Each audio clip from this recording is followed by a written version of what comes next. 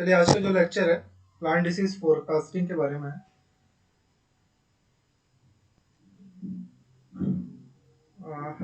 Disease forecasting क्या होता है? Prediction for the occurrence of the plant disease in a specific area ahead of time. ठीक है, मतलब किसी भी जो प्लांट डिसीज है उसका प्रेडिक्शन करते हैं समय से पहले। ठीक है, तो वो क्या होता है? Disease forecasting. Disease forecast are prediction of probable outbreak और increase in intensity of disease.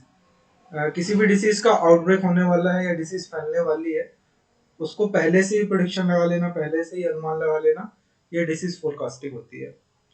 Forecasting एक बहुत ही बेहतर एग्जांपल है। जैसे आप वेदर की फोरकास्टिंग के बारे में आप देखते हैं, सुनते हैं कि समुद्र में अगर कोई तूफान आने वाला है तो पहले से ही फोरकास्टिंग हो जाती है।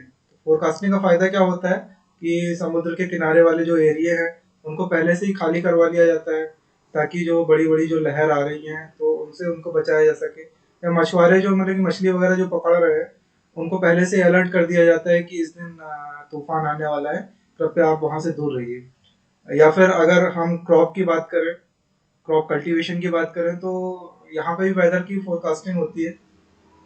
तो वेदर की फोरकास्टिंग के बेस पे पहले से ही बता दिया जाता है कि इस तारीख को मानसून आने वाला है, इस तारीख से बारिश चालू होने लगी है। तो फार्मर्स को जो मास मीडिया है उसके थ्रू कम्युनिकेट कर दिया जाता है, जिससे कि वो अपनी जो फसल है उसकी टाइम से सोइंग कर सकें। ठीक है, उसके साथ साथ जैसे इंसेक्ट्स वगैरह, इंसेक्ट्स के लिए भी पहले से ही फोरकास्टिंग होती है कि कौन सी स्टेज में कौन सा इंसेक्ट आने वाला है, जिससे कि जो फार्मर्स हैं या जो कल्टीवेटर्स हैं पहले से अलर्ट हो जाए कि इस पैथोजन, इस मतलब इंसेक्ट्स का अटैक होने वाला है, तो वो पहले से ही अपनी तैयारी कर लें, जो प्रिकॉशनरी जो मेजर है वो अपना सकें। बेनिफिट्स, बेनिफिट्स क्या है इसके? It is used as an aid to the timely application of chemical.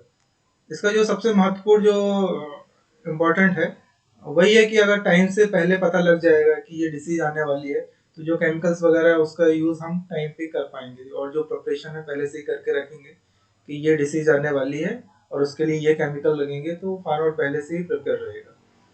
Among the first spray warning severe to be established for grower where the Grabman Downy mildew forecasting scheme is France, Germany and Italy in 1920।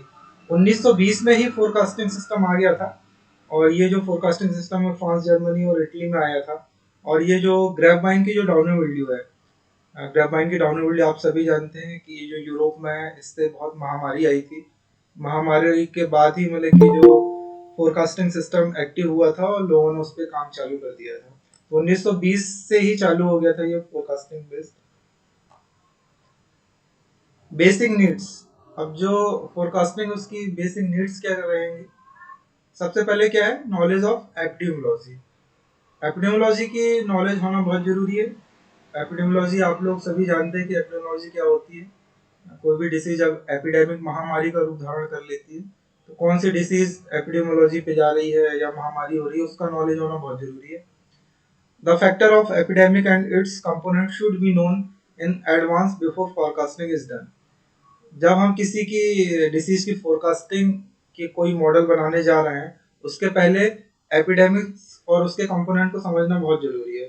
जब तक हमें उसके components के बारे में नहीं मालूम चलेंगे, एपिडेमिक्स के जो कंपोनेंट है बेसिकली 3 कंपोनेंट होते हैं, होस्ट, पैथोजन और एनवायरनमेंट। जब तक इन तीनों के बारे में हम नहीं जान पाएंगे, जब तक हम कोई फोरकास्टिंग मॉडल नहीं बना पाएंगे। It involve well organised team work and expenditure of time, energy and money. जब फोरकास्टिंग बनाते हैं तो इसमें बहुत सारा टीम वर्क रहता है। बहुत जो अलग अलग जो अलग अलग फील्ड के जो एक्सपर्टाइजेशन होता है, अलग अलग एक्सपर्टीज होते हैं, उनको साथ में बिठा के और फिर डिस्कशन करके फिर ये बनाई जाती है फोरकास्टिंग। जैसे एग्रोनॉमिस्ट हो गया, फिर पैथोलॉजिस्ट हो गया, एंटोमोलॉजिस्ट हो गया, और वेदर से मेट्रोलॉजिस्ट हो गए। तो ये सभी की एक टीम मिलके काम करती है, तब जाके कोई भी एक मॉडल बन पाता है। और ये बहुत ही टाइम कंज्यूमिंग होता है, एनर्जी और मनी कंज्यूमिंग होता है। Information required for forecasting. Forecasting के लिए क्या क्या इंफॉर्मेशन होनी चाहिए? सबसे पहले जो मैंने बताया कि एपिडेमिक से रिलेटेड जो इंफॉर्मेशन वो हमको होनी चाहिए। एपिडेमिक के 3 फैक्टर होते हैं, जो होस्ट हो गया, पैथोजन हो गया और एनवायरनमेंट हो गया। इन तीनों के बारे में इंफॉर्मेशन होनी चाहिए।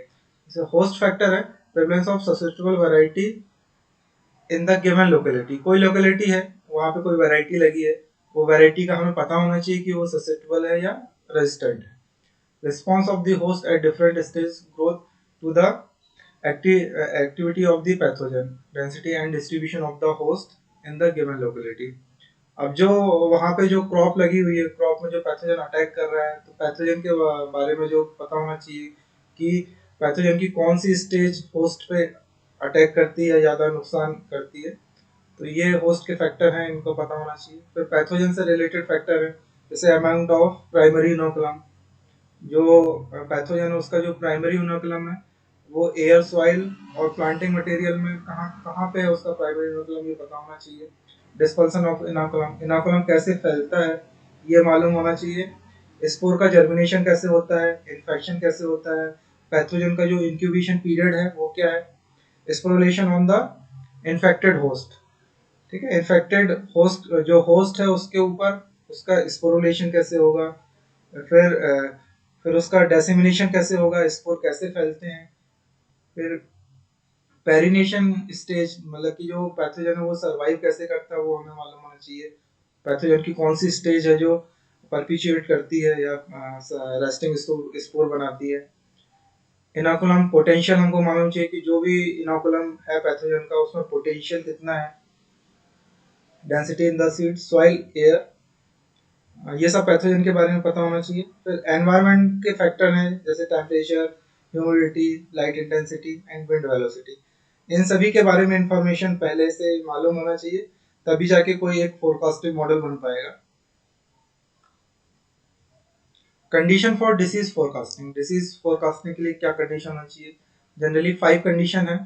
पहली कंडीशन है जो the disease must be caused economically significant damage in term of yield, loss और quantity.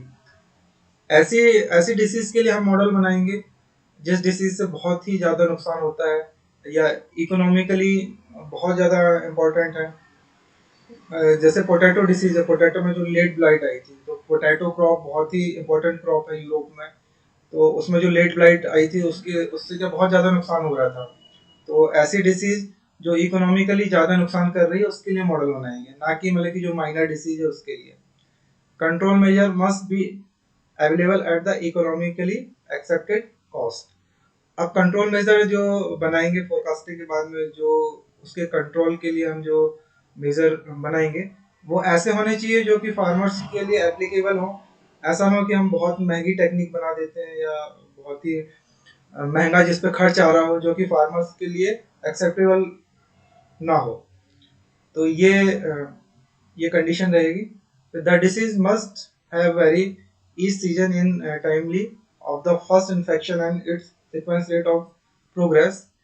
if it does not, there is no need for forecasting। ठीक है, अगर कोई डिसीज है उसका टाइमिंग है, मतलब उसका जो फर्स्ट अप्रेयरेंस है कब आ रहा है, फिर उसका सेकंड इन्फेक्शन कब हो रहा है, ये अगर हमको पहले से ही पता है तो ऐसी डिसीज के लिए हमें मॉडल बनाने की जरूरत नहीं है, क्योंकि ये पहले से ही नोन है। हम ऐसी डिसीज के लिए मॉडल बनाते हैं जिसमें बहुत ज़्यादा वेरिएशन होता है कि जिसका हमको पता नहीं रहता है, तो कंटिन्यूस उसका मतलब 5-6 साल तक सर्वे करते हैं, फिर डाटा इकट्ठा करते हैं, उसके बाद बनाते हैं। The model used in making prediction must be based on sound investigation work carried out in laboratory and in field testing over the number of years, established its accuracy and applicability in all the location where its use invest।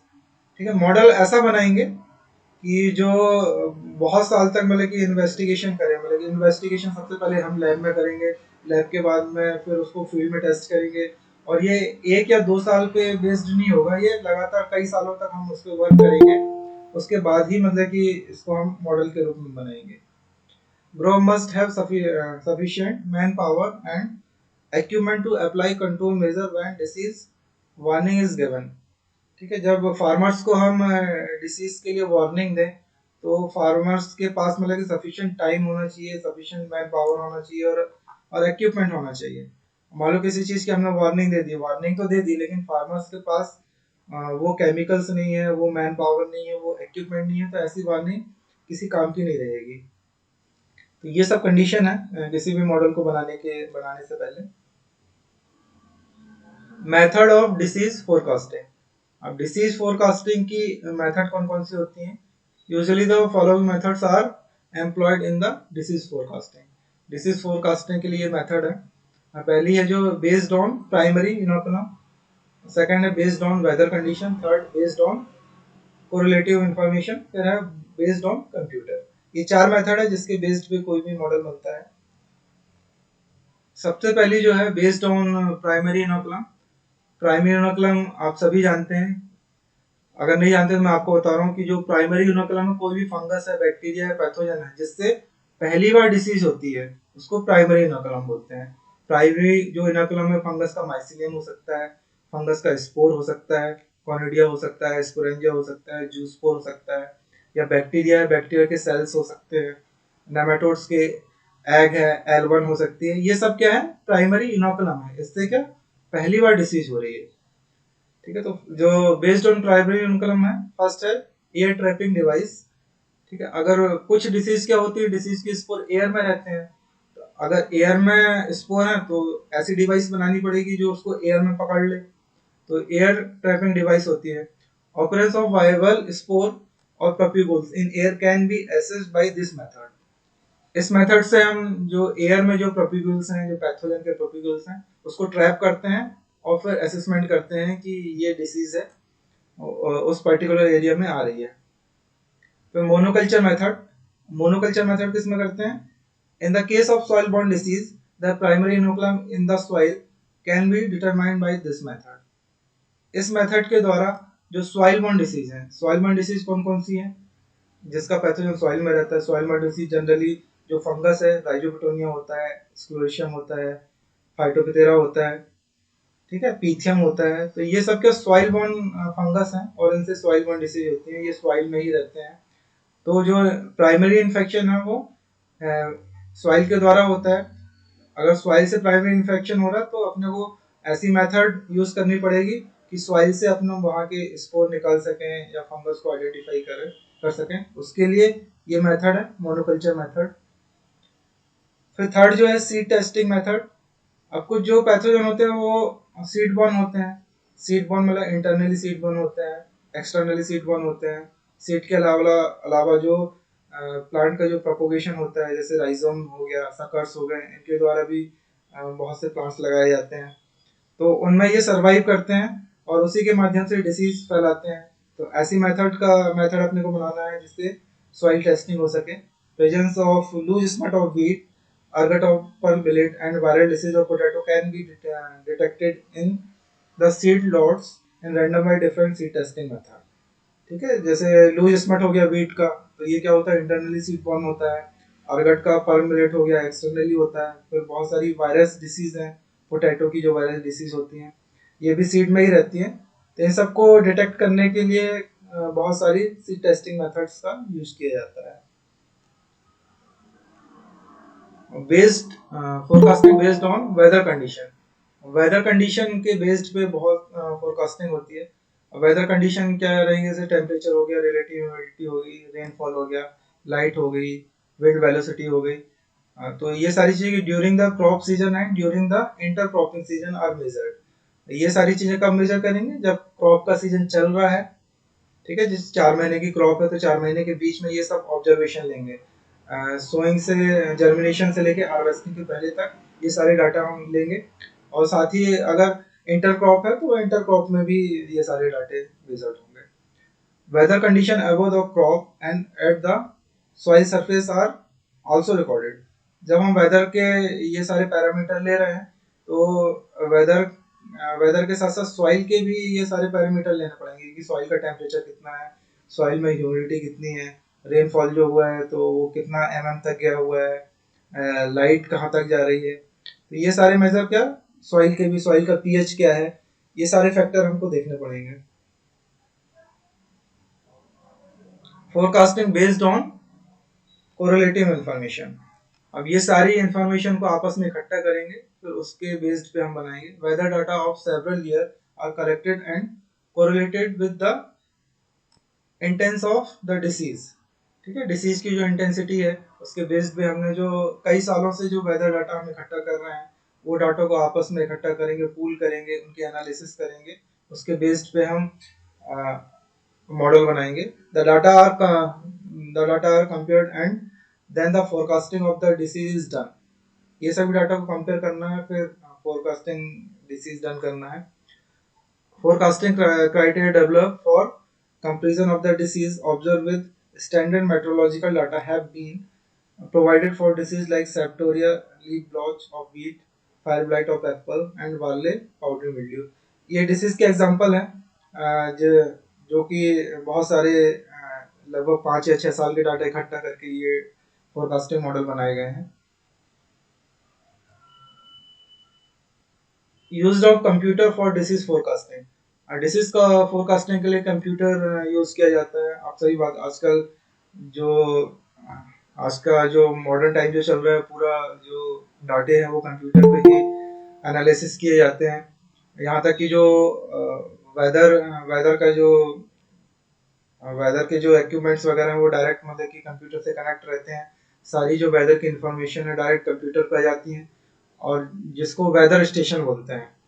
Weather station जैसे अपने college में बना हुआ है, तो सारी information record होके computer पे आ जाती है, और वो कंप्यूटर में डायरेक्टली उसको एनालिसिस करके हम एक अलर्ट जारी करते हैं कि ये वेदर कंडीशन आने वाली है और इस क्रॉप के लिए नुकसानदायक है।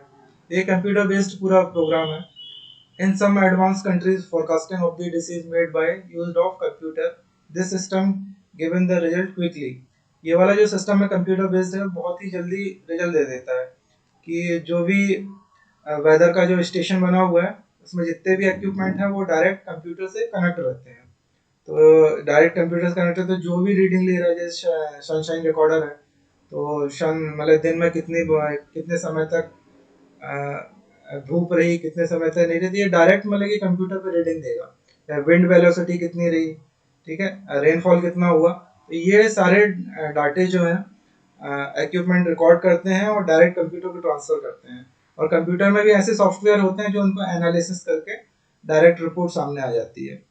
तो इस टाइप के जो एडवांस सिस्टम है ये यूएसए वगैरह में है। जैसे ब्लाइट के लिए ब्लाइट कास्ट बना हुआ है, पोटैटो लेट ब्लाइट के लिए।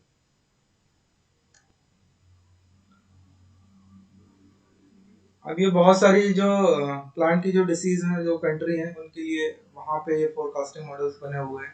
जैसे ग्रेपाइन डाउनी मिल्ड्यू के लिए कहाँ बना है, ऑस्ट्रेलिया बना हुआ है, फ्रांस में, जर्मनी में, ग्रीक में, इटली में, स्पेन में। ये ग्रेपाइन के लिए। कुकरबिट्स डाउनी मिल्ड्यू के लिए यूएसए में बना हुआ है। पोटैटो लीफ ब्लाइट के लिए Australia, Brazil, France, Germany, Japan, UK. और फिर ये टोबैको में जो ब्लू मोल्ड आती है वो कनाडा और यूएसए में बना हुआ है। एप्पल एंड पीएस कैप के लिए ऑस्ट्रेलिया, कनाडा, नीदरलैंड में है। शुगर बीट रूट रॉट के लिए यूएसए में है। व्हीट ब्राउन लीफ स्पॉट जो है यूएसए में है। कॉर्न बैक्टीरियल ब्लाइट यूएसए में। शुगर बीट कर्ली टॉप इसके लिए यूएसए में। तो ये सारी कंट्री एडवांस कंट्री हैं, इनने अपने पहले से ही मॉडल्स बना के रखे हैं। अपने बहुत सारे मॉडल्स बना के लिए, सभी डिसीज के लिए अलग अलग मॉडल्स बना के लिए रखे हुए हैं। ये फोरकास्टिंग से रिलेटेड इंफॉर्मेशन थी।